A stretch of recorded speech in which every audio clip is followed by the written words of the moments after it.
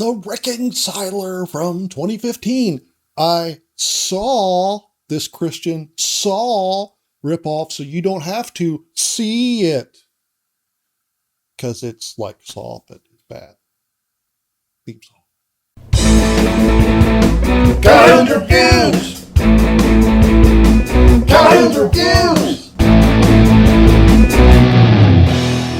So I ran across The Reconciler a month or so ago, and I had it on my list of things. And as I'm recording this, yesterday was Sunday, so I'm like, what better day to watch this Christian movie? Now, of course, if I was like professional, I would have had it out before Easter, but no, that's not how I roll. So The Reconciler, yeah, it does take the premise of Saw. Two people wake up trapped in a room, not knowing why. What?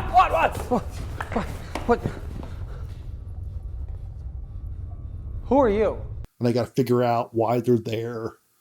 But there's no gore. And the movie itself kind of jumps between multiple stories. So there's somebody called the Reconciler who is kidnapping people and won't let them go until they reconcile their differences.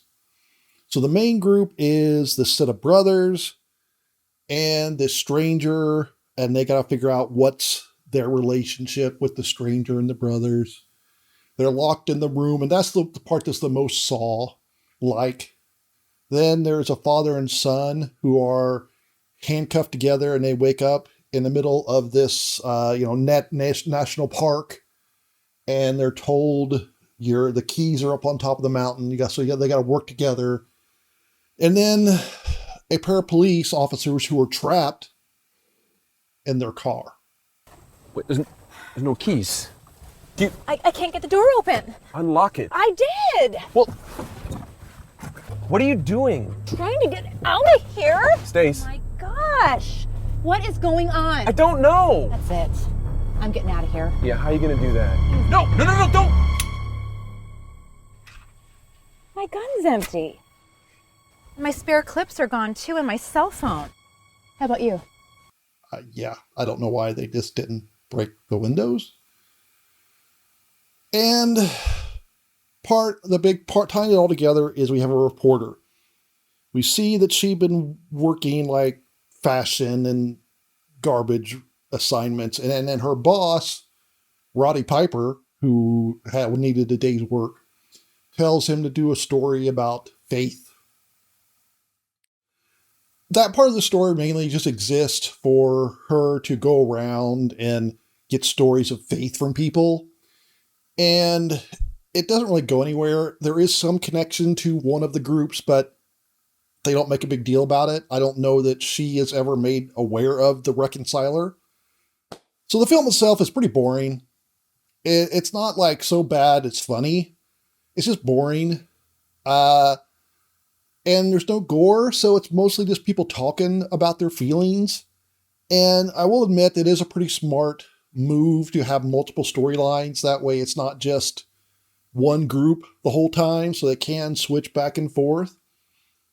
And I will also give them credit because unlike most Christian movies that I watched, it's not super preachy.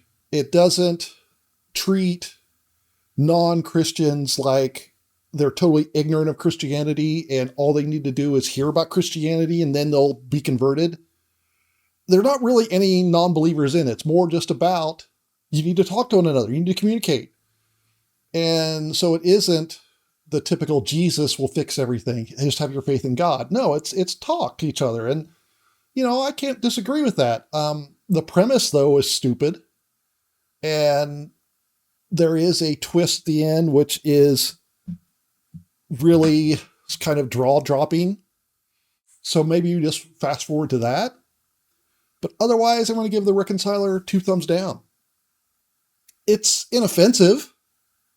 I don't hate the film's message, but it isn't fun. Not as fun as liking and subscribing and hitting that bell.